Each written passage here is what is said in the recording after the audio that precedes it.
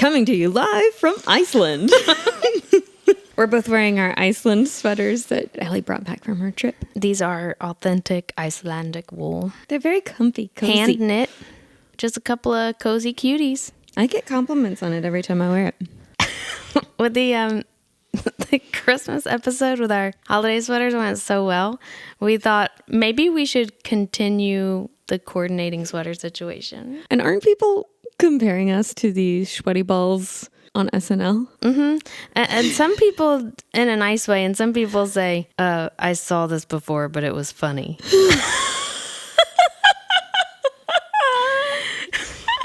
And I'm like, well, we're not doing a comedy show skit, so back off. Maybe you're not the target audience. This is really giving sweaty balls. Yes, they've been so carefully knit by hand. If you really run your hands down them. I really wanted to go full into those characters, but everything they do is a little crude, and that's not what this podcast is. This is not a crude podcast. No crude oil. And no crude jokes. No. Welcome back to One Can Hope. I'm Ali. And I'm Eleisha. Today we're bundling up and breaking down all the ways you can stay warm without burning a hole in your pocket or the atmosphere. I wrote that line. Yeah. Can you tell? We'll cover energy-saving hacks for your home, why wool and alpaca are winter wardrobe MVPs, and even talk about low-waste cold and flu remedies. And we'll tell you how to make DIY heating pads that are both warm and waste-free. So cozy on up and let's get into it. Winter may be cold, but we've got the hottest tips to get you through it. One can hope.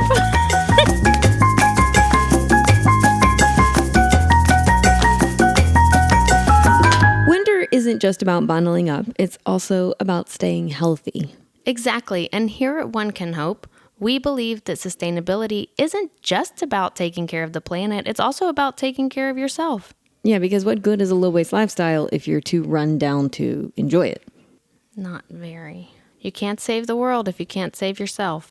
So, how about some cold, hard facts? I like what you did there. So, adults catch cold 2 to 3 times a year on average, with children often catching it more. And though you can get sick any time of year, infections are highest from October through March, which is why doctors consider it cold and flu season. That makes sense because people are indoors more, which makes it easier to pass viruses back and forth to each other. Plus, the air is colder and drier, which might weaken the resistance. Like Star Wars? What do you mean? The resistance? Which might weaken resistance. Okay, well. We've been passing around viruses in our house for a month. Yeah, I feel like y'all are sick a lot these days. It's funny how much sicker I get when I have a small child coughing directly in my face. Yeah, that's shocking. I just never saw that coming. The snot is getting on me directly. Oh, you lucky. I've heard it's got healing properties. The greener, the cleaner. No. Ew. Oh, Gross. Different kind of going green. So last year we had an herbalist at the refillery come and teach us how to make a fire cider, which...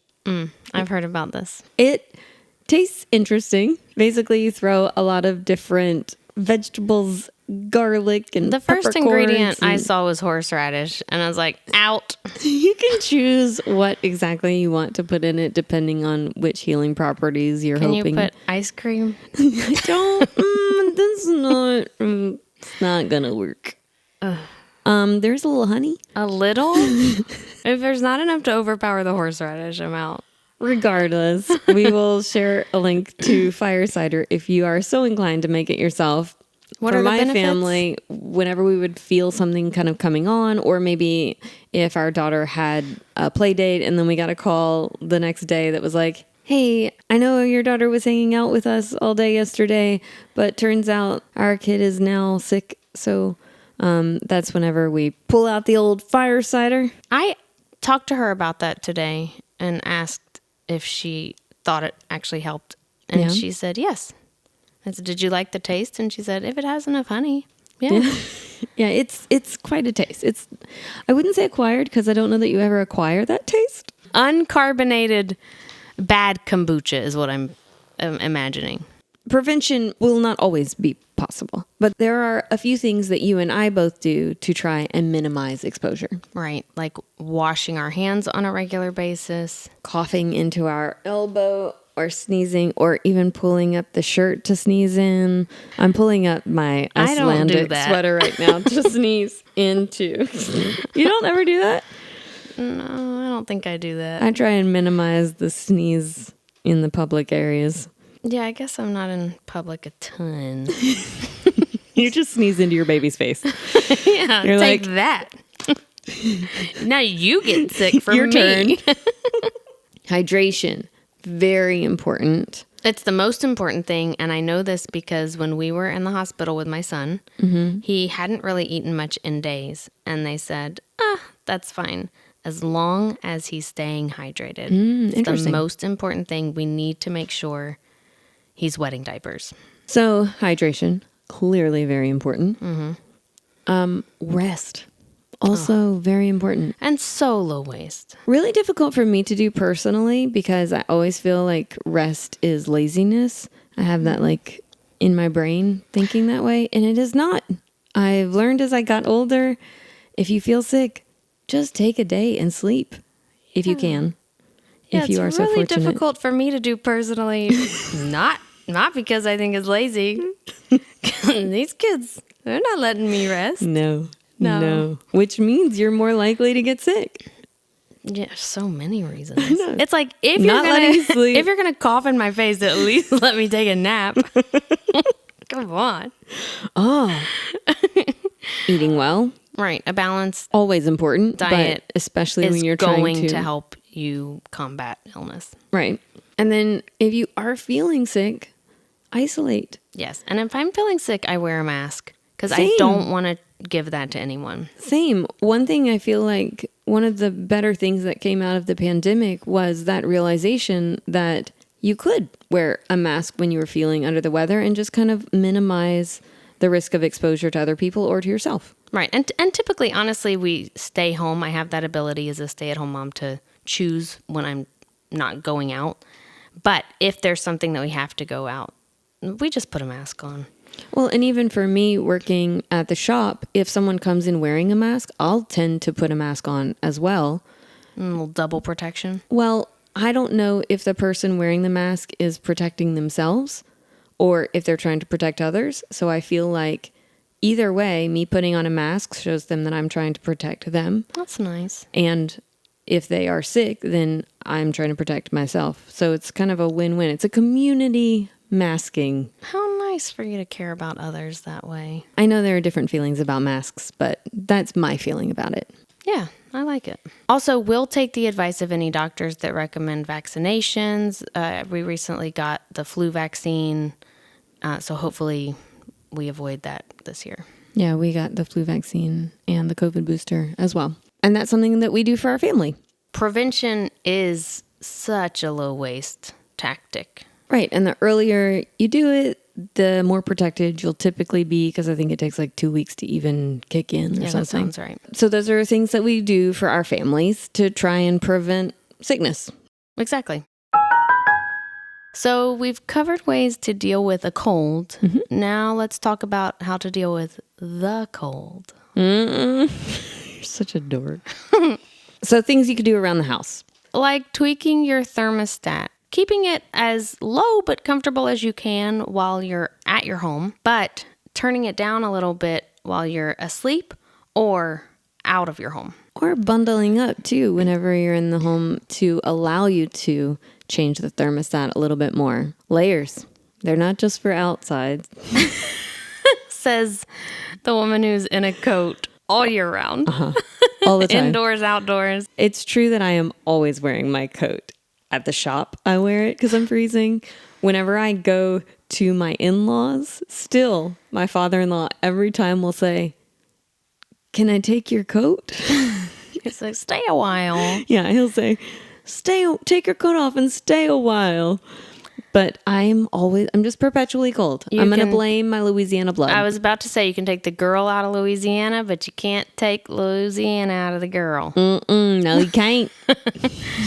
I'm always in socks and a sweatshirt. My husband and both my boys like it colder. My husband also likes it colder, and my daughter loves a snow day. Like, we'll be outside. She will be outside all day. I remember one day when a few years ago, she was outside playing in the mud kitchen. It was not mud. It was ice and snow. Mm-hmm. And she's shaking, playing with everything, just freezing cold. And I was like, hey, kiddo, do you want to go inside and warm up? And she was like, oh, yeah, I guess so. I had to remind her that she didn't have to be cold and wet in the snow.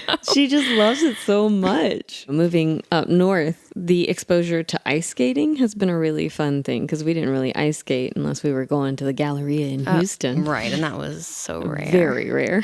Most of her life has been here. I mean, she knows to ask to go to the frozen lake in the winter, to ice skate. That's fun. Yeah. So no stranger to cold.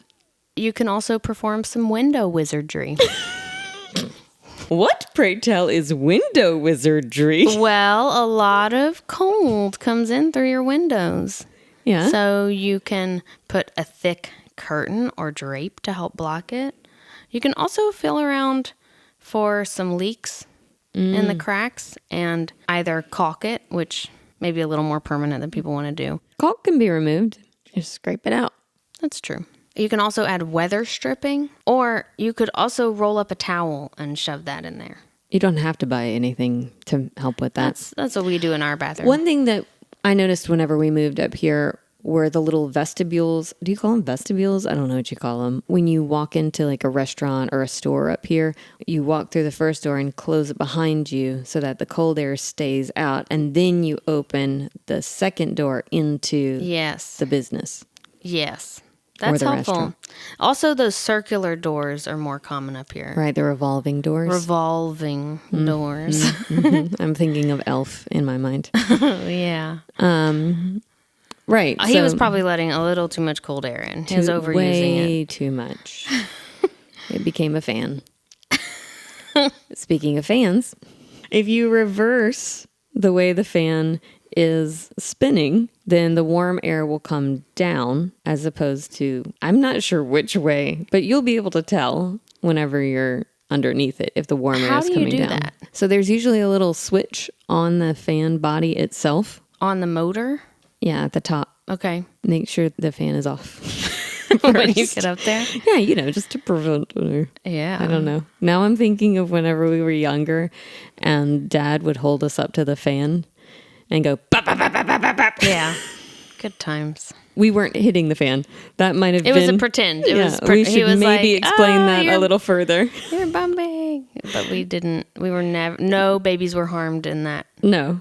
It was just a sound effect. Just like with our own bodies, some heating system maintenance is a good way to prevent future problems. So I've shared with you before that I put in clean the dishwasher every 3 months or so into my phone.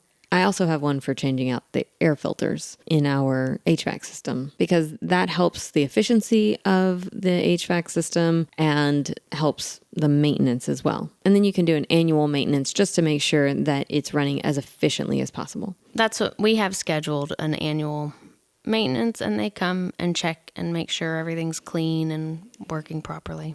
Because no one wants a broken HVAC system in the freezing cold weather. Certainly not. Not just because you're cold, but because it is so expensive to fix. Oh, man. Yeah, we don't have HVAC. You don't? We have mini splits for cool air and oil heat for hot air. Ooh. Are you getting rid of that? Yes. We're switching out to central air and heat. Yeah, that was also a newer thing, moving up here, learning about boilers, because that, obviously in the South, you don't really need boilers. We didn't even know what that was. So needless to say, we've learned a lot since we moved up here, especially how to dress for the cold. In Louisiana, my warm layer was a sweatshirt. And as mentioned before, I now have a parka that is on top of an Icelandic sheep wool sweater, on top of a cotton undershirt, on top of my undergarments. Yeah, you are a layering lady. A layering lady. That's what they call me. So it is apparently a myth that 50% of heat escapes from your head. Oh, really? Yeah, there was... Or your feet? Right. Apparently, about 10% escapes from your head. But that makes sense because the surface of your head makes up about 10% of the total surface of your body. Oh. So really, you can lose heat from any exposed skin. I'm going to start wearing my hood in the shop. Yeah, put a hat on. It is funny when people come into the shop and they're like, are you going somewhere? Oh, are you about to head out? You're like, no, it's freezing. Are you not catching frostbite? Are you not frigid right now? So, okay, hats, great, but not as great as first. I don't know. I definitely feel warmer when I have a hat on. Totally, because you're covering more surface area of your body. I mean, and it sort of makes sense if you were naked but wearing a hat, you'd still be freezing. But if it's two naked bodies and you're together, that's really warm, apparently. Apparently, that's what I learned. If you're cold and with people, you all need to strip down and touch. I don't think. No crude jokes, Allie. Not touch, just like... just like your bodies. Spoon. Okay. Okay. I have never needed to do it personally. As I don't know. So I can't speak for it firsthand. But somebody told me once when I was younger and I remembered it. I did not do any research to back that up. Anyway, some of the best materials you can wear are wool and alpaca. And I was doing a little research to see why wool and alpaca are such effective insulators. Oh, goody. Not just insulators, they have multiple benefits. For instance, they're water resistant, moisture wicking, they're durable, they're fire resistant, UV resistant. Fire resistant? Yes. That does make sense because there is wool insulation that is fire resistant. Like insulation that you put in your walls? Yeah. That's interesting. So I was looking into the science behind why these fibers are so effective. Mm-hmm. And it's because if you look very close, they're sort of layered like shingles on a roof, which helps repel water. If you look really close, like under a microscope? Yeah, under a microscope. Oh, because I'm here looking at my sweater and I don't see any shingles. You've got to look even closer. Okay. But also, this was the really fun part for me because... Okay, wait. I'm waiting with bated breath. Cotton strands, for example, are generally pretty straight. Okay. But wool and alpaca have a lot of twists and turns, so they catch little air pockets. And air is a great insulator. It is not a good conductor of heat. Right. Which means that your body heat is staying put. Now, the reason this was so exciting for me is because my 3-year-old has been really into Magic School Bus. And there's an episode where all the kids go to the Arctic and they have to figure out a way to stay warm. Yeah. And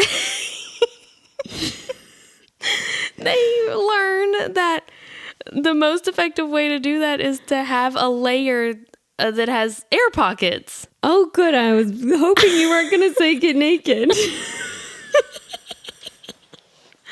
a kid show. It's a cartoon. Anyway, I was so excited to have that knowledge like put into practice. I thought like I really learned something from that show. That show is very educational. I learned so much whenever my daughter was going through that phase. No kidding. I'm going to have to, I told my husband, like, I really need to start paying attention to these because he's going to be asking questions and I don't think I understand everything. So if you see a wool or alpaca sweater, you buy it? If it's secondhand, absolutely. Scoop that right up. Yeah, because those are rare these days, I feel like. Oh, yeah. Everything's a plastic mix now. For sure. But if you're buying new, as with any farming practice, you want to make sure it's sustainably sourced. With wool and alpaca, how would you figure out if something was sustainably sourced? RWS, the Responsible Wool Standard, and RAS, Responsible Alpaca Standard. Those are organizations that globally address the welfare of their respective animals and the land they inhabit. Both of them can require a lot of land, and oftentimes in mass-produced situations, they're mistreated. Right. We just want to make sure. There's a humane element to it.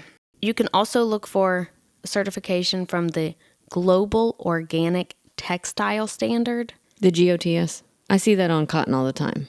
Which ensures the organic status of textiles, promoting sustainability and socially responsible manufacturing. So we want to make sure the animals are taken care of, where the fibers come from, the people who are turning it into a usable product, and the planet.